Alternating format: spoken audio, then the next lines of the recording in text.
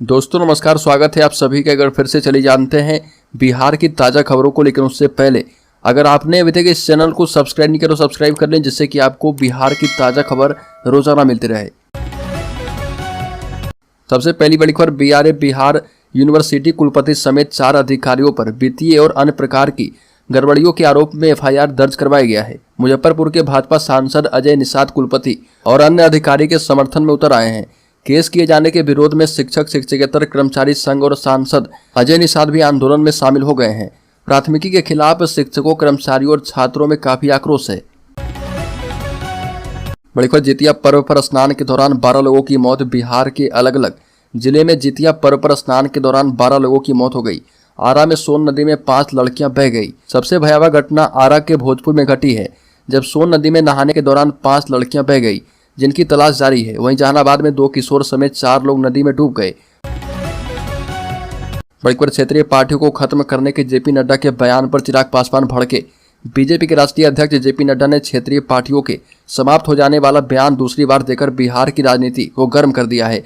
तेजस्वी यादव, नीतीश कुमार के बाद एनडीए के पार्टनर लोजपा रामविलास के राष्ट्रीय अध्यक्ष चिराग पासवान ने भी जेपी नड्डा के बयान पर अपना रिएक्शन दिया है। चिराग पासवान पटना पहुंचे और मीडिया कर्मी के सवाल पर उन्होंने मुख्यमंत्री नीतीश कुमार पर भी निशाना साधा है। जेपी नड्डा के क्षेत्रीय पार्टियों को समाप्त करने के बयान को लेकर चिराग पासवान ने खुलकर बात की और कहा कि नेताओं और पार्टियों को जनता बनाती है। जनता किस राजनीतिक दल को देखना चाहती है यह उन पर निर्भर है। भारतीय जनता पार्टी की अपनी रणनीति और आइडियोलॉजी है। नड्डा जी ने यह बात जो है किस संदर्भ में कही है वह वही बता सकते हैं। बड़ी खबर, प्राथमिक स्कूल में कार्यरत 20,000 शिक्षकों को ब्रिज कोर्स करने का इंतजार है और ये शिक्षक बीएड स्नातक हैं और इन्हें पहले से 5वीं तक के स्कूली बच्चों को पढ़ाने के लिए ब्रिज कोर्स करना अनिवार्य है। इन शिक्षकों के नियोजन का 10 महीने से अधिक होने के बाद भी अब तक शिक्षा विभाग ने ब्रिज कोर्स नहीं करवाया। बता दें कि राज्य भर में 20,000 बीएड धारी अभ्यर्थियों का शिक्षक नियोजन प्रारंभिक कक्षा के लिए वर्ष 2022 के दिसंबर में किया गया था। इसके साथ ही प्रारंभिक शिक्षा निदेशक ने इन शिक्षकों को 6 महीने का ब्रिज कोर्स अगले 2 साल में करवाने की बात कही थी। बड़ी बिहार सिपाही भर्ती परीक्षा कैंसिल होने पर अब बीजेपी नीतीश सरकार पर हमलावर है। नेता प्रतिपक्ष विजय सिन्हा ने कहा कि सिपाही भर्ती परीक्षा में 6 लाख अभ्यर्थी शामिल हुए, लेकिन पेपर लीक होने के चलते परीक्षा रद्द हो गई। ऐसे में अब बेरोजगार अभ्यर्थियों का खर्चा नीतीश सरकार वापस करे। साथ ही इस मामले की जांच सीबीआई से करवाने की सिफारिश की, ताकि भविष्य में परीक्षा रद्द न हो। विजय सिन्हा ने कहा कि बिहार की प्रतिभा से कब तक खिलवाड़ होता रहेगा। बड़ी खबर, मुस्लिम नेताओं के साथ बैठक करके लालू यादव से मिले नीतीश कुमार। आधे घंटे तक इस मुद्दे पर हुई बातचीत। लोकसभा चुनाव 2024 जैसे जैसे करीब आ रहा, वैसे वैसे लालू यादव नीतीश कुमार की मुलाकात का सिलसिला बढ़ता जा रहा। अब 2-4 दिनों के अंतराल पर दोनों नेता एक दूसरे से मिल रहे। कभी नीतीश कुमार लालू से मिलने राबड़ी आवास चले जाते हैं, तो कभी लालू यादव नीतीश कुमार से मिलने मुख्यमंत्री आवास चले जाते हैं। इन दोनों का मिलन सियासी महकमे में चर्चा का विषय बन जाता है। बड़ी बिहार जातिगत सर्वे ने पसमानदा मुसलमानों पर बड़ा उपकार किया है। बिहार में नीतीश कुमार का जातिगत सर्वे का रणनीतिक विमोचन एक सावधानी पूर्वक सुनियोजित राजनीतिक पहल है और ये लगभग वैसा ही है जैसे वह छत्तीसगढ़, मध्य प्रदेश, राजस्थान और तेलंगाना में महत्वपूर्ण विधानसभा चुनाव से महीनों पहले अपने राजनीतिक समीकरण और उपकरण को तैयार कर रहे। बता दें कि बिहार में मुस्लिम समुदाय ने कभी भी जाति आधारित सर्वे नहीं देखा था। जाति सर्वे से पसमानदा मुस्लिम में गरीबी का पता चल जाएगा। बड़ी खबर, नीतीश कुमार से मिले लालू यादव। विधानसभा के शीतकालीन सत्र में होंगे आर्थिक सर्वे पर बड़े फैसले। जाति आधारित गणना के बाद विधानमंडल के शीतकालीन सत्र में आर्थिक सर्वे की रिपोर्ट आएगी और इसके आधार पर कई बड़े फैसले लिए जाएंगे।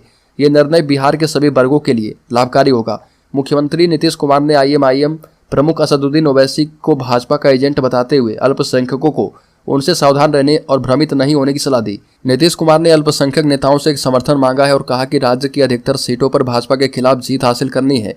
यह भी कहा कि जब वो भाजपा के साथ एनडीए में थे तब भी हर चुनाव में उन्हें अल्पसंख्यकों का समर्थन मिलता रहा है।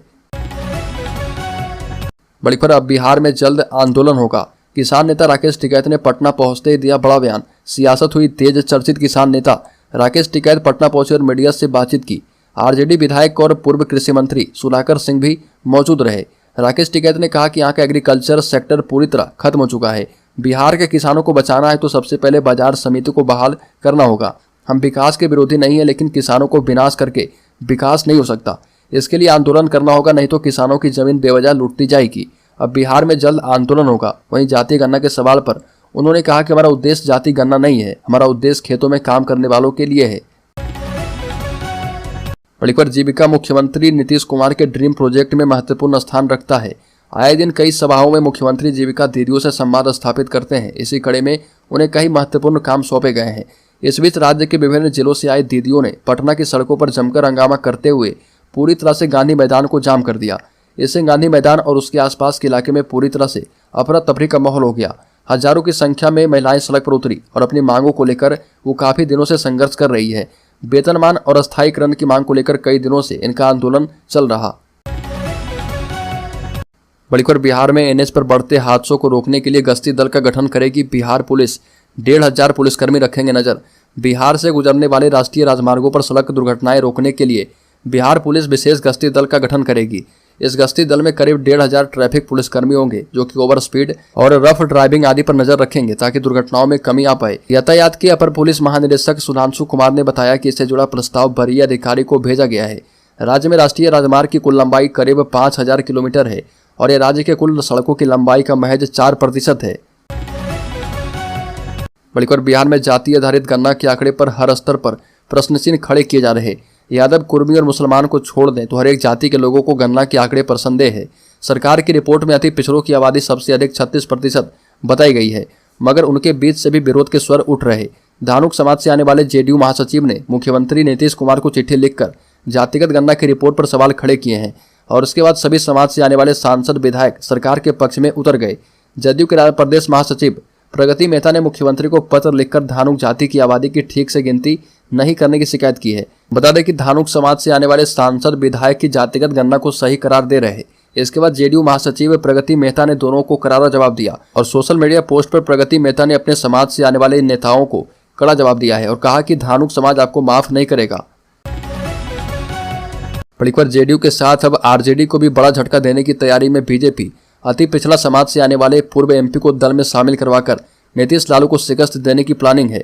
बिहार में जातिगत गणना की रिपोर्ट सार्वजनिक कर दी गई है। लोकसभा चुनाव से पहले जाति गणना की रिपोर्ट ने बिहार की राजनीति को अति पिछड़ा केंद्रित कर दिया है, क्योंकि रिपोर्ट में अति पिछड़ों की आबादी 36% बताई गई है। बताते चले कि अगर सब कुछ सामान्य रहा तो दशहरा के बाद अति पिछड़ा समाज से आने वाले राजद के पूर्व सांसद बुलो मंडल को बीजेपी में ज्वाइन करवाया जा सकता है। इसके साथ ही साथ जेडीयू के भी 2 बड़े नेता, एक पूर्व सांसद और एक वर्तमान सांसद, दोनों को भाजपा बीजेपी में शामिल करवा सकती है। बड़ी खबर पीएम किसान सम्मान निधि के लाभार्थी सभी किसानों को मिलेगा किसान क्रेडिट कार्ड। बता दें कि प्रधानमंत्री किसान सम्मान निधि योजना से जुड़े सभी किसानों को किसान क्रेडिट कार्ड देने की योजना है और इसके लिए 1 अक्टूबर से घर घर केसीसी अभियान चलाया जा रहा। यह अभियान डिजिटल तरीके से चलवाया जा रहा और इस कार्य में राज्य सरकार के वित्त, कृषि और पशु संसाधन एवं मत्स्य विभाग के साथ साथ नाबार्ड, सभी कॉमर्शियल बैंक, पंचायती और जिला प्रशासन मिलकर काम करेंगे ताकि अगले 3 महीने में पीएम किसान सम्मान निधि योजना के लाभार्थी सभी किसानों को किसान क्रेडिट कार्ड दिया जा पाए। घर घर केसीसी अभियान को सफल बनाने के लिए बैंकों को पूरा करने का निर्देश वित्त मंत्रालय से दिया गया है। केसीसी के लिए पर्याप्त धन भी आवंटित किया गया है। इस योजना का लाभ बिहार के करीब 38 लाख किसानों को मिलेगा। बड़ी खबर बिहार में हुई जातीय जनगणना बिहार के मुख्यमंत्री नीतीश कुमार के लिए गले की फांस बनती जा रही है। जातीय जनगणना के आंकड़े जारी होने के बाद से ही यादव को छोड़कर लगभग सभी जातियों के द्वारा राज्य सरकार पर आंकड़ों से हेराफेरी करने का आरोप लगाया जा रहा। लोग सड़कों पर विरोध कर रहे, मुख्यमंत्री का पुतला जला रहे। इस कड़ी में नगर के ज्योति चौक पर कुशवाहा समाज के युवाओं ने बिहार के मुख्यमंत्री नीतीश कुमार का पुतला दहन करके विरोध जताते हुए कहा कि कुशवाहा बिहार में 4% है या फिर 16% है, या उनको आगामी 2024 और 2025 के चुनाव में पता चलेगा। बक्सर में राज्य सरकार के द्वारा जारी किए गए जातीय गणना के आंकड़ों के विरोध में सोशल मीडिया से लेकर सड़कों पर लोगों ने मोर्चा खोल दिया है, जिसका जवाब सरकार नहीं दे पा रही है। कुशवाहा समाज ही नहीं बल्कि किन्नर समाज के लोगों ने भी नीतीश कुमार के इस आंकड़े पर फर्जी होने का ठप्पा लगाया है। आपको बता दें कि बिहार में जातीय गणना के आंकड़े के मुताबिक अति पिछड़े वर्ग की संख्या 36% है, वहीं पिछड़े वर्ग की आबादी 27%, अनुसूचित जाति की 19% और सामान्य वर्ग की आबादी 15% है। बड़ी खबर बिहार में त्योहार के दौरान निर्बाध एवं सुरक्षित बिजली आपूर्ति को सुनिश्चित करने के लिए विद्युत विभाग विशेष तैयारियां कर रहा। ऊर्जा विभाग के प्रधान सचिव सह बीएसपीसीएल के सीएमडी संजीव हंस के अनुसार दुर्गा पूजा, दीपावली एवं आस्था के महापर्व छठ के दौरान निर्बाध एवं सुरक्षित बिजली आपूर्ति सुनिश्चित करने के लिए विभाग तत्पर एवं तैयार है। त्योहार के दौरान बिजली आपूर्ति में किसी तरह का बाधा नहीं किया जाएगा। इसके लिए विभाग ने काफी पहले से तैयारियां शुरू कर दी है। नवरात्रि से पहले सभी खराब ट्रांसफार्मर को बदलने का निर्देश दिया गया है। त्योहार के दौरान अचानक लोड बढ़ने से ट्रांसफार्मर जलने या खराब होने की स्थिति में उसके स्थान पर ज्यादा क्षमता वाले ट्रांसफार्मर अविलंब लगाने की भी तैयारी की गई है। बड़ी खबर सिपाही पेपर लीक मामले में जल्द होगा खुलासा, जांच हुआ तेज, 74 एफआईआर, अब तक 150 व्यक्ति गिरफ्तार। सिपाही भर्ती पेपर लीक मामले की जांच तेजी से चल रही है और जल्दी से जुड़े सभी मामलों का खुलासा हो जाएगा। साथ ही इसके आरोपित सभी सदस्यों की गिरफ्तारी होगी।